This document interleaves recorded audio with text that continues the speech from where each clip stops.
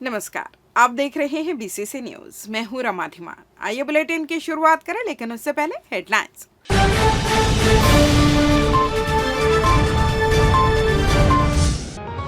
चेतना अभियान के तहत जागरूकता कार्यक्रम का हुआ आयोजन, बड़ी संख्या में छात्र हुए शामिल।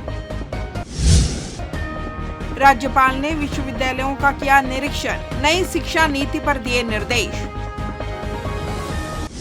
कलेक्टर ने ग्रामीण क्षेत्रों का किया दौरा, शिक्षा, राजस्व, स्वास्थ्य और न्यायालय का लिया जायजा। और देवार चोर गिरोह का हुआ खुलासा, कई चोरियों को अब तक दे चुके हैं अंजाम। हेडलाइंस के बाद खबरें विस्तार से। शनिवार को चेतन अभियान के तहत छात्र जागरूकता कार्यक्रम का आयोजन sages multipurpose higher secondary school में किया गया। बिलासपुर पुलिस और जिला प्रशासन के संयुक्त तत्वाधान में आयोजित इस कार्यक्रम में बिलासपुर जिले के सभी ब्लॉक से छात्र छात्राएं सहित अभिभावक बड़ी संख्या में पहुंचे रहे, जिनके समक्ष चेतना अभियान के प्रमुख 7 आयाम के तहत अहम जानकारी देते हुए उन्हें जागरूक किया गया। जहां मुख्य अतिथि के रूप में जिला कलेक्टर संजय अग्रवाल और बिलासपुर एसपी रजनेश सिंह सहित विधिक सेवाओं की सबसे अधिक जानकारी रखने वाले विभिन्न जज पहुंचे थे, जिनकी गरिमामयी उपस्थिति में छात्र जागरूकता कार्यक्रम संपन्न हुआ। इस दौरान बच्चों को विषय विशेषज्ञों ने जानकारी देते हुए बताया कि बिलासपुर पुलिस द्वारा चलाई जा रही चेतना अभियान के प्रमुख 7 आयाम हैं, जिसमें बच्चों को नशे और मोबाइल की लत के दोष प्रभाव से अवगत कराना, वरिष्ठ नागरिकों का सम्मान और जागरूकता अभियान, साइबर और सुरक्षा जागरूकता, यातायात नियमों का पालन, सड़क सुरक्षा, सामुदायिक पुलिसिंग और महिला सुरक्षा शामिल है, जिसके अहम बिंदुओं को छात्रों के साथ साझा किया गया। इस बीच गवर्नमेंट स्कूल में पढ़ चुके वरिष्ठ नागरिकों के साथ साथ स्कूल में उत्कृष्ट प्रदर्शन करने वाले छात्र छात्राओं को अतिथियों द्वारा सम्मानित किया गया। इस दौरान मीडिया से रूबरू होकर जिला कलेक्टर संजय अग्रवाल ने बताया कि चेतना अभियान के तहत जिले के बच्चे न सिर्फ अपने भविष्य को संवार सकेंगे, बल्कि समाज का स्वरूप भी इसे सकारात्मक रूप से बदल सकेगा। उन्होंने कहा कि ऐसे आयोजन जिले में लगातार चलते रहेंगे। वहीं बिलासपुर एसपी रजनेश सिंह ने कहा कि बिलासपुर जिले में नई चेतना जगाने चेतना अभियान को चलाया जा रहा है, जिसके तहत स्कूली बच्चों के साथ साथ अभिभावकों को भी जागरूक करने की पहल उक्त कार्यक्रम के माध्यम से की जाने की बात कही। मानकर शपथ लेता हूँ कि मैं सदैव यातायात नियमों का पूरी तरह पालन करूँगा। मैं यातायात के लिए बनाए गए नियम अधिनियम के प्रति सदैव निष्ठावान रहूँगा। बच्चे चूँकि मन के सच्चे होते हैं, अभी जैसे चीज़ें हम उनको बताएंगे, जैसा उनको सिखाएंगे, बच्चे निश्चित तौर पे सबसे ज़्यादा उसको ग्रेस्प करेंगे। और एक बार बच्चे उन्होंने ठान लिया कि हमें ये चीज़ अच्छी करनी है, तो वो उस सोसाइटी में बहुत ही अच्छा करेंगे, क्योंकि आने वाले समय में ये इनको बड़ी जिम्मेदारियां निभानी हैं, बड़ी जिम्मेदारियां उठानी हैं। तो बच्चे इन सारी चीज़ों के बारे में अवेयर होंगे तो हमारा समाज, हमारा स्टेट, हमारा देश और ये पूरा वर्ल्ड बहुत ही अच्छा होगा। इसलिए हम लोगों ने बच्चों को लेकर के ये अभियान स्टार्ट किया। ये आज का आयोजन छात्र जागरूकता कार्यक्रम, जो हम लोगों ने चेतना कार्यक्रम जो चल रहा था, उसी को विस्तारित रूप से हमारे कलेक्टर साहब ने, हम लोग ने ये डिसाइड किया कि ये पूरे ज़िले में और सामूहिक रूप से इसको किया जाएगा, पूरे संयुक्त रूप से जिला प्रशासन, पुलिस और अन्य विभागों के द्वारा, जिसमें कि बच्चों को प्रेरित किया जा सके। जो चेतना के जो आयाम है, 7 आयाम हैं, उसके अंतर्गत सभी बच्चों को प्रेरित किया जाए, उनके माध्यम से समाज में एक नई चेतना जागृत हो और बच्चे जो होते हैं निश्चल होते हैं, अपने पेरेंट्स को भी जागरूक करेंगे और आसपास के उनके जो वातावरण है उसको भी बेहतर बनाने में अपना योगदान देंगे।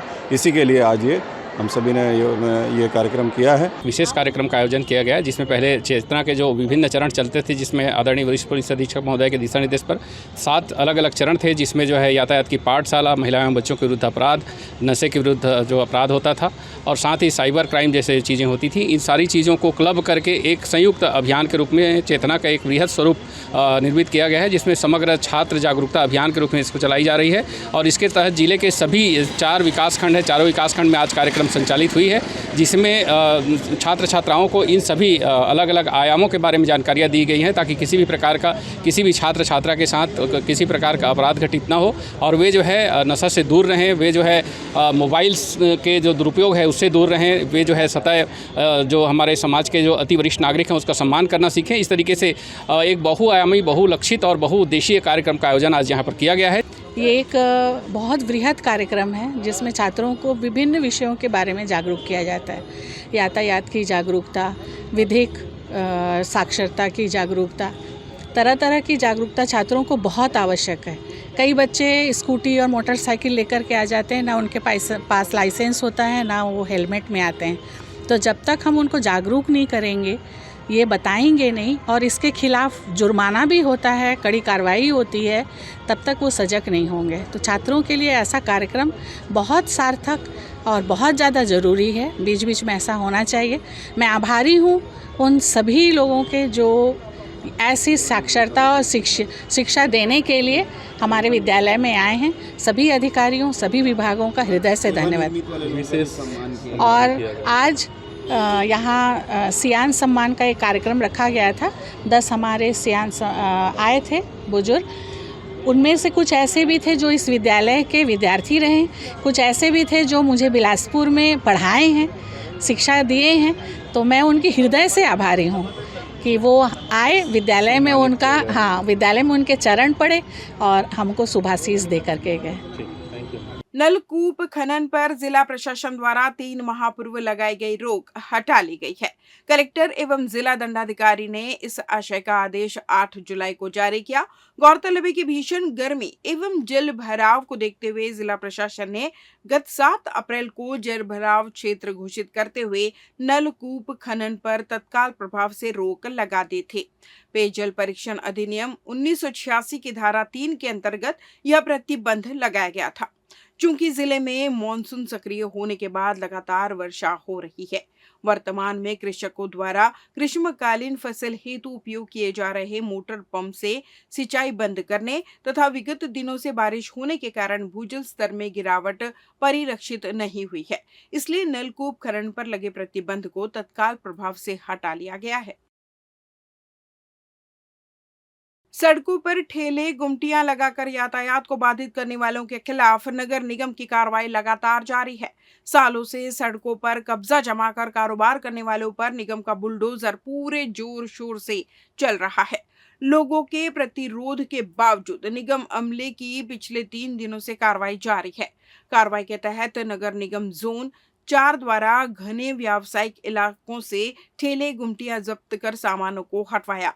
बता दें, ये कार्रवाई सिटी कोतवाली, बैजनाथ पारा, मालवीय रोड, गोल बाजार जैसे व्यावसायिक इलाकों के दोनों ओर रोड के मुख्य बाजार क्षेत्र में लगभग 30 दुकानों के सामने सड़क पर कब्जा कर टेबल रखकर किए जा रहे व्यवसाय को लेकर कार्रवाई की और लगभग 30 टेबल को हटाकर सड़क यातायात की बाधा दूर करते हुए नागरिकों को बाजार मार्ग में सुगम यातायात उपलब्ध करवाया गया।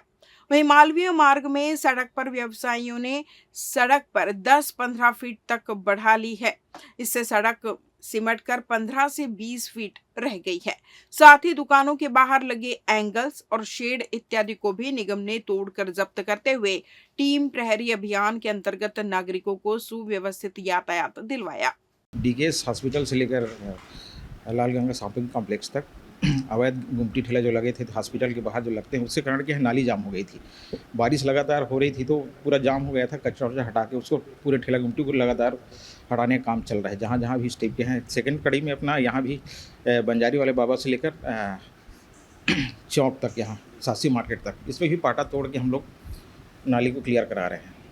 भारत में जनसंख्या नियंत्रण कानून लागू करने की मांग करते हुए भारत रक्षा मंच ने शुक्रवार को रायपुर कलेक्ट्रेट पर प्रदर्शन किया।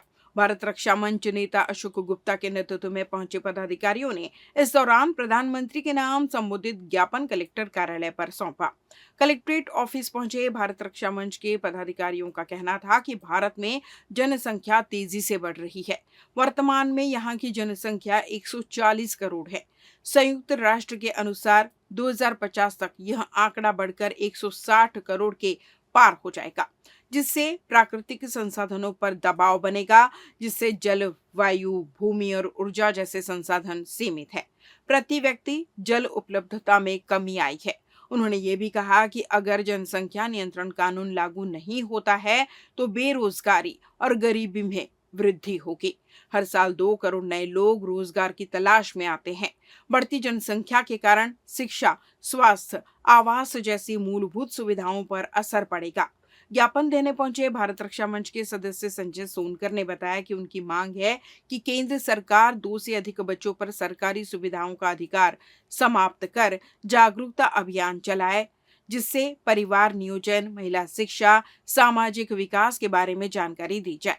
सभी धर्म समाज के लिए एक समान जनसंख्या नीति लागू हो, जिससे किसी प्रकार का भेदभाव ना हो। कानून का दूसरी बार उल्लंघन करने पर दंपति की नसबंदी कराकर 10 साल की जेल की जाए। और प्रमुख मांग ये है कि भारत देश में बहुत जल्दी जनसंख्या नियंत्रण कानून लाना होगा। हमारे पूर्वज बताते हैं यहाँ पे जंगल हुआ करते थे, यहाँ प्राकृतिक मतलब सुंदर हुआ करते थे, आज वो कट के मकान बन चुके हैं। क्यों? क्योंकि जनसंख्या बढ़ते जा रही है। जनसंख्या बढ़ रही है तो हम जंगल काट के वहाँ मकान बना रहे हैं। मकान बनाने के बाद प्राकृतिक आपदा आ रही है, तो ऐसे कब तक चलेगा? कब तक हम लोग जंगल काटते रहेंगे? इसलिए भारत देश में जनसंख्या नियंत्रण कानून लाना बहुत ज़रूरी है। चाहे वो हिंदू हो, मुस्लिम हो, सिख हो, ईसाई हो, उसका सिर्फ और सिर्फ 2 बच्चा होना चाहिए। तखतपुर नगर की जर्जर सड़कों से परेशान लोगों का गुस्सा गुरुवार को फूट पड़ा। केंद्रीय राज्य मंत्री तोखन साहू के काफिले को मनियारी नदी पुल पर प्रदर्शन कर रहे युवाओं ने रोक लिया और जमकर नारेबाजी की। मंत्री तखतपुर से कार्यक्रमों में शामिल होकर लौट रहे थे, तभी रास्ते में यह विरोध हुआ। स्थानीय लोगों का कहना है कि बेलसरी मोड़ से बरेला तक की सड़क पूरी तरह गड्ढों में तब्दील हो चुकी है। आए दिन दुर्घटनाएं हो रही हैं। बारिश में हालात और बिगड़ जाते हैं। हाल ही में गैस सिलेंडर वाला ऑटो पलट गया और 2 पहिया वाहन रोज गिर रहे हैं। लोगों ने कहा कि अब केवल आश्वासन नहीं, काम चाहिए। सोशल मीडिया और अखबारों में शिकायतों के बावजूद भी कोई कार्रवाई नहीं हुई, इसलिए मंत्री के सामने ही विरोध करना पड़ा। इस मुद्दे पर कांग्रेस ने भी मोर्चा खोलते हुए 11 जुलाई को बड़े आंदोलन का ऐलान किया है। कांग्रेस का कहना है कि अब जनता के सब्र का बांध टूट चुका है और प्रशासन को जवाब देना ही होगा। जनता की मांग है कि अब सिर्फ कागजी योजनाएं नहीं, जमीन पर सुधार दिखना चाहिए। अगर जल्दी सुधार नहीं हुआ तो लोग फिर सड़कों पर उतरेंगे। सेजेस लिंगियाडीह में प्रवेश उत्सव का आयोजन उत्साहपूर्वक किया गया, जिसमें कक्षा 1 से 10 तक के विद्यार्थियों को निःशुल्क पाठ्य पुस्तकों का वितरण किया गया। कार्यक्रम की शुरुआत मां सरस्वती की वंदना व दीप प्रज्वलन के साथ हुई। इस अवसर पर शाला प्रबंधन एवं विकास समिति के अध्यक्ष श्याम बाबू साहू, विधायक प्रतिनिधि विवेक तिवारी व समिति के सदस्य विशेष रूप से उपस्थित रहे। छात्र छात्राओं को नई पुस्तकें पाकर चेहरे पर खुशी झलक रही थी। प्राचार्य डॉक्टर M.K. मिश्रा ने बच्चों को सुझाव दिया कि वे पढ़ाई की शुरुआत चित्रों को देखने व कहानियां पढ़ने से करें, जिससे पुस्तकों से जुड़ाव बढ़ेगा। कार्यक्रम में वक्ताओं ने पुस्तकों की साज संभाल व नियमित अध्ययन पर बल दिया। संचालन निहारिका तिवारी व कुमकुम झा द्वारा तथा धन्यवाद ज्ञापन शैलेंद्र शर्मा ने किया। कार्यक्रम में प्रधान पाठक गौरव मंगलुरकर, शैलेंद्र शर्मा व समस्त शाला परिवार उपस्थित रहा। अदरवाइज हम सभी लोग ये चाहते हैं कि 16 जून को जब हमारा सेशन शुरू हो तो उस दिन हम बच्चों को, उसके पहले हम बच्चों को किताबें दे दें ताकि वो अपनी पढ़ाई कर सकें। फिर भी अभी तक पुरानी किताबें लेकर के बच्चे अपनी पढ़ाई कर रहे थे और आज निश्चित रूप से उन बच्चों को किताबें मिलने वाली हैं। मुझे मेरा बचपन याद आता है जब नई किताबें और कापियाँ खरीद करके हमारे मदर फादर हमको दिया करते थे। राज्यपाल एवं कुलाधिपति रमीन डेका ने बिलासपुर जिले के 2 प्रमुख विश्वविद्यालयों अटल बिहारी वाजपेयी विश्वविद्यालय और डॉक्टर सीवी रमन विश्वविद्यालय कोटा का औचक निरीक्षण किया। उन्होंने दोनों विश्वविद्यालयों में शैक्षणिक गुणवत्ता, नवाचार, स्टार्टअप और राष्ट्रीय शिक्षा नीति के क्रियान्वयन पर विशेष जोर दिया। राज्यपाल ने अटल विश्वविद्यालय के निरीक्षण के दौरान शिक्षकों को समय पर प्रमोशन देने और रिक्त पदों पर शीघ्र नियुक्ति की आवश्यकता जताई। उन्होंने कहा कि योग्य प्राध्यापकों को कुलपति जैसे उच्च पदों तक पहुंचाने का अवसर मिलना चाहिए। विद्यार्थियों से मुलाकात कर उनकी समस्याएं सुनी और उनके त्वरित समाधान के निर्देश कुलपति को दिए। डॉक्टर सीवी रमन विश्वविद्यालय में उन्होंने नवाचार, स्टार्टअप और इंक्यूबेशन सेंटर की सराहना की। उन्होंने कहा कि युवा उद्यमिता को बढ़ावा देना विकसित भारत 2047 के लिए आवश्यक है। उन्होंने शिक्षकों से आदर्श बनने और विद्यार्थियों को ऐसी शिक्षा देने को कहा जो जीवन भर याद रहे। राज्यपाल ने दोनों विश्वविद्यालयों में विभागीय बैठकों में पाठ्यक्रमों की समीक्षा की और नए कोर्स शुरू करने, छात्र संख्या बढ़ाने, बेहतर शैक्षणिक वातावरण और शिक्षक छात्र संवाद बढ़ाने पर बल दिया। निरीक्षण के दौरान प्रशासनिक अधिकारी, कुलपति एवं वरिष्ठ अधिकारी उपस्थित रहे। लेते हैं छोटा सा ब्रेक।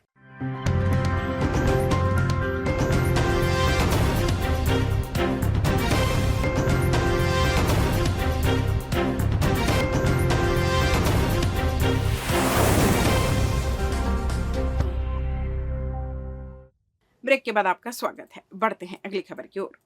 कलेक्टर संजय अग्रवाल ने मस्तूरी ब्लॉक मुख्यालय पहुंचकर स्वास्थ्य विभाग की कार्यप्रणाली की विस्तार से समीक्षा की। उन्होंने आयुष्मान कार्ड निर्माण की धीमी गति पर नाराजगी जताते हुए अभियान चलाकर 100% पात्र हितग्राहियों को योजना से जोड़ने के निर्देश दिए। बैठक में सीईओ जिला पंचायत संदीप अग्रवाल, सहायक collector Arvind Kumar D, SDM Pravesh Paikra, CMHO doctor Shubha Gadhewal सहित स्वास्थ्य विभाग के अधिकारी कर्मचारी उपस्थित रहे। कलेक्टर ने मौसमी बीमारियों जैसे डेंगू, मलेरिया और जल जनित रोगों के प्रति सतर्क रहने के निर्देश दिए। उन्होंने पूछ लइका अभियान को गंभीरता से लेने और प्रत्येक आंगनबाड़ी केंद्र में हर शुक्रवार पालक चौपाल आयोजित करने के लिए स्वास्थ्य व महिला बाल विकास विभाग को समन्वय में काम करने कहा। गर्भवती महिलाओं के पंजीयन से लेकर संस्थागत प्रसव बढ़ाने और उन्हें संपूर्ण स्वास्थ्य सुविधा देने पर जोर दिया। निरीक्षण के दौरान कलेक्टर ने सीपत तहसील कार्यालय का औचक निरीक्षण किया। उन्होंने राजस्व अभिलेखों, कर्मचारी उपस्थिति और नागरिक सेवा की गुणवत्ता की समीक्षा की। जनता की समस्याएं सुनकर तत्काल निराकरण के निर्देश दिए। कलेक्टर ने तहसील परिसर में पौधारोपण कर पर्यावरण जागरूकता का संदेश भी दिया। कलेक्टर ने निर्माणाधीन नई तहसील भवन और प्राथमिक स्वास्थ्य केंद्र का निरीक्षण किया। अस्पताल में हर माह 60-70 प्रसव और 100 से अधिक ओपीडी की जानकारी मिलने पर उन्होंने स्वास्थ्य सेवाओं और बेहतर करने के निर्देश दिए। छत्तीसगढ़ माध्यमिक शिक्षा मंडल माशिन द्वारा आयोजित 10वीं एवं 12वीं की पूरक परीक्षा 8 जुलाई से प्रारंभ हो गई है। परीक्षा में प्रदेश भर से 74,000 से अधिक विद्यार्थी शामिल हुए हैं। परीक्षा के दूसरे दिन बुधवार को कक्षा 10वीं की गणित विषय की परीक्षा हुई। परीक्षा सुबह 9 बजे से दोपहर 12:15 बजे तक संचालित हुई। परीक्षा से पहले ही परीक्षा केंद्र द्वारा परीक्षा की तैयारी पूरी कर ली गई थी। बता दें, इस परीक्षा में न केवल अनुत्तीर्ण, पूरक एवं अनुपस्थित वाले बल्कि प्रथम, द्वितीय एवं तृतीय श्रेणी के विद्यार्थी, श्रेणी सुधार एवं अंकों में वृद्धि वाले विद्यार्थी भी शामिल हैं। 12वीं की परीक्षा 22 जुलाई व 10वीं की 21 जुलाई तक चलेगी। ये आज हमारे यहाँ करीब 19 स्कूलों से बच्चे आ रहे हैं पूरक परीक्षा देने, और टोटल जो आज अंग्रेजी की परीक्षा थी क्लास 10वीं की, उसमें 383 बच्चों को बैठना था, जिसमें बच्चे जो हैं एब्सेंट भी रहे हैं। एब्सेंट की संख्या इस समय बाकी वर्षों की तुलना में काफ़ी कम है, क्योंकि इसमें अवसर परीक्षा भी है। जो बच्चे जो हैं जिन्होंने अच्छे नंबर नहीं ला पाए, जैसे जो कुछ नंबरों से फर्स्ट क्लास चुके हैं, तो वो बच्चों को भी अवसर दिया गया है। तो हमारे यहाँ एब्सेंटीज़ की संख्या कम है और बहुत शांतिपूर्वक उनका गेट पे ही मोबाइल या कोई किसी प्रकार की इलेक्ट्रॉनिक गैजेट्स हैं क्या उनके पास, इसकी पूरी तरीके से तलाशी ली गई है। और क्लासेस में भी इन्विजिलेटर्स भी चेक किए हैं, किसी प्रकार की भी अव्यवस्था की शिकायत नहीं आई, ना कोई चिट सामग्री। सबसे अच्छी बात यह है, नकल सामग्री की कोई भी प्राप्ति नहीं हुई। 2 बार हमारे यहाँ चेकिंग हुई है। छत्तीसगढ़ की पैरा कयाकिंग केनोइंग खिलाड़ियों की प्रतिभा निखारने के लिए रायपुर में पहली बार 2 दिवसीय पैरा केनो वर्कशॉप का आयोजन किया गया। कार्यशाला में ओलंपियन व अर्जुन अवार्डी खिलाड़ी प्राची यादव और अंतर्राष्ट्रीय खिलाड़ी मनीष कौरव, कोच विपिन प्रदेश के खिलाड़ियों को इस खेल की बारीकियां और तकनीकी की जानकारी प्रदान करेंगे। इस खेल की शुरुआत अब छत्तीसगढ़ में की जा रही है। वर्कशॉप 9 व 10 जुलाई को बूढ़ापारा स्थित छत्तीसगढ़ ओलंपिक एसोसिएशन के कार्यालय इंडोर स्टेडियम में आयोजित किया गया है, जहां बड़ी संख्या में पैरा कयाकिंग कैनोइंग खिलाड़ियों ने भाग लिया। बता दें, पैराकिनो कई प्रकार की शारीरिक अक्षमताओं विकलांग वाले एथलीटों के लिए कैनोइंग है। खेल का पैरालंपिक संस्करण अंतर्राष्ट्रीय कैनो फेडरेशन ICF के द्वारा संचालित किया जाता है, जिसे भारत में IKCA द्वारा संचालित किया जाता है। आप अभी देख रहे हैं कि पैरा ओलंपिक्स में जो है कि भारत का भविष्य बहुत अच्छा है, लगातार मेडल आ रहे हैं। अभी भी जब IKCA की टीम गई थी पैरा कैनो में तो लगभग 33 मेडल वो लोग जीत के आए हैं। और इसमें हमारी पहली प्लेयर जो है प्राची यादव जो हैं, जिनको अर्जुन अवार्डी हैं और 3 गोल्ड मिले हैं उनको और अच्छा परफॉर्मेंस रहा है। उनके साथ में उनके हस्बैंड है मनीष जो सिल्वर मेडलिस्ट हैं वो, और साथ में एक कोच हैं जो IKCA के कोच हैं विनय। ये तीनों आज राजधानी आ चुके हैं और वो लोग वर्कशॉप लेंगे। वो अपने महत्व बताएंगे कि पैरा कैनो से बच्चों को जुड़ के क्या बेनिफिट होगा और कैसे पैरा प्लेयर्स मुख्य धारा में इसके द्वारा आ सकते हैं, नौकरी मिल सकती है, अपना रोज़गार कर सकते हैं, मेडल ला सकते हैं, अपने परिवार का मान सम्मान बढ़ा सकते हैं। तो इसके लिए एक वर्कशॉप है, प्लस जो बोट्स हैं उस बोट्स को कैसे रन करना है, कैसे चलाना है, इसकी ट्रेनिंग वही लोग बच्चों को, छत्तीसगढ़ के बच्चों को देंगे। सड़क पर 6 महीने के बच्चे को छोड़कर कोई चला गया। बच्चे की रोने की आवाज को सुनकर राहगीर और ग्रामीणों ने बच्चे को संभाला और पुलिस को इसकी सूचना दी। कोई इतना बेरहम कैसे हो सकता है जो 6 महीने के बच्चे को बीच सड़क पर यूं ही छोड़कर चला जाए? आखिर इस मासूम बच्चे की ऐसी क्या खता थी जिसकी सजा इसे रोड में अनाथ की तरह छोड़ दिया गया? ये मासूम 6 महीने का बच्चा तखतपुर थाना अंतर्गत ग्राम पाली में सड़क पर लवालिस हालत में मिला है। बताया जा रहा है कि इस बच्चे की रोने की आवाज़ को सुनकर ग्रामीणों ने देखा कि ये मासूम सुनसान जगह पर अकेले ही है और भूख से तड़प रहा है। पहले तो ग्रामीणों ने बच्चे के परिजनों की तलाश की, लेकिन कोई नहीं दिखा, जिसके बाद बच्चे को किसी ग्रामीण ने बोतल से दूध पिलाया, जिसके बाद बच्चा शांत हुआ। बहरहाल पुलिस की मदद से बच्चे को मातृ छाया भेज दिया गया है, जहां उसकी देखरेख की जा रही है। वहीं बच्चे के परिजनों की तलाश की जा रही है। उनके मिलने के बाद ही सारा माजरा क्लियर हो पाएगा कि आखिर इस मासूम को वहां अकेले कौन और क्यों छोड़ दिया गया। कैमरामैन पंकज मसीह के साथ श्रीकांत प्रजापति, BCC न्यूज़, बिलासपुर।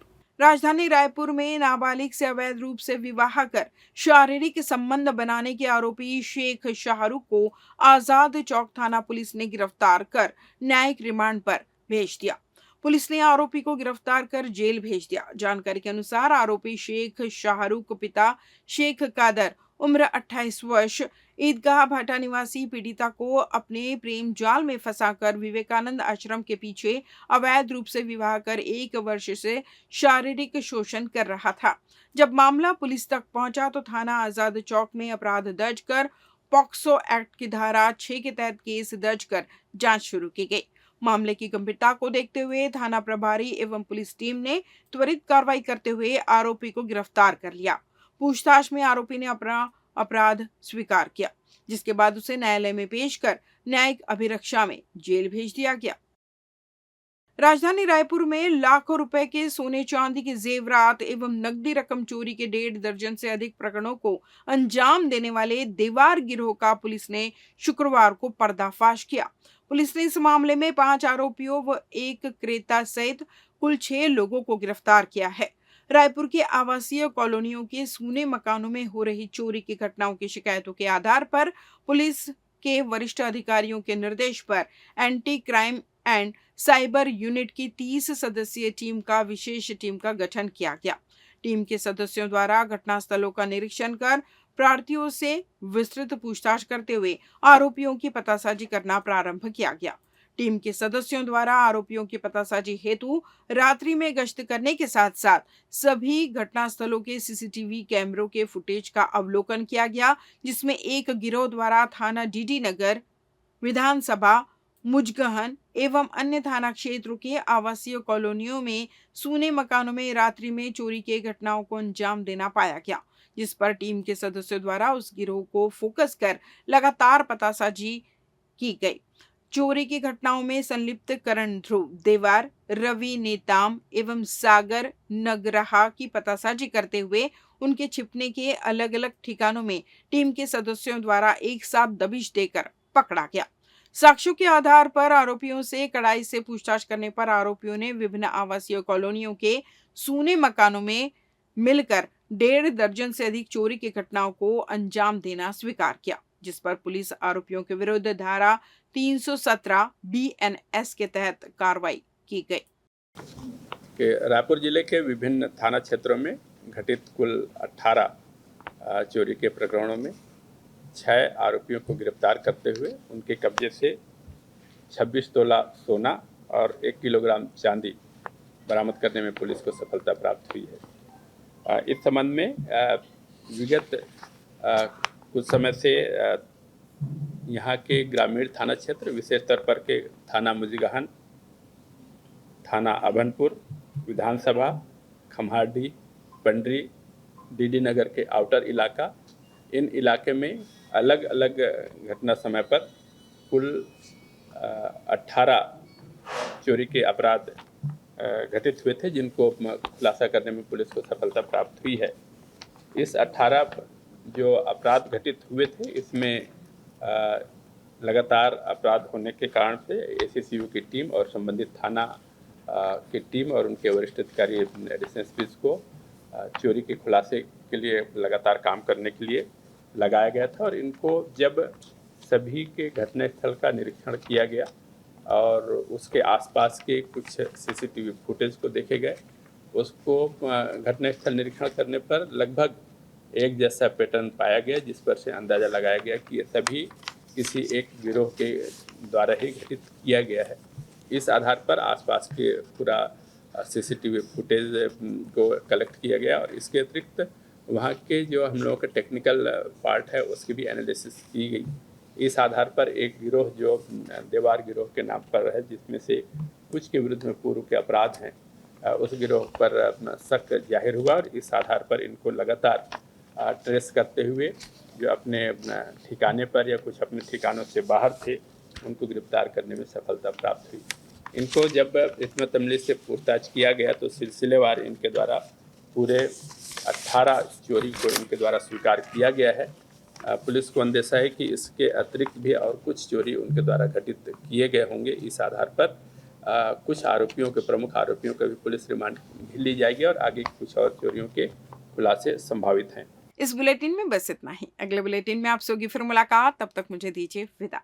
नमस्कार।